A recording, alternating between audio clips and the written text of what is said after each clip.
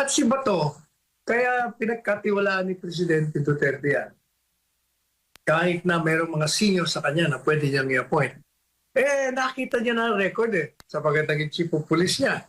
Nakita niya ito yung nagsulong ng tunay na pakikipaglaban, pakikipagtugisan sa mga kalaban ng Estado. Ikaw, yung General Tower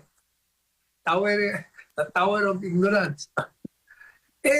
Ang record mo, kung titingnan mo, yung ikaw ay nagpatupad ng isang warrant of arrest dahil sa KOJC.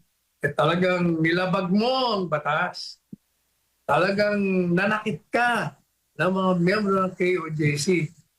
Ikaw ay sumunod blindly sa mga utos sa iyo ng mga nakakataas sa iyo. At nung inaresto mo si Presidente Duterte,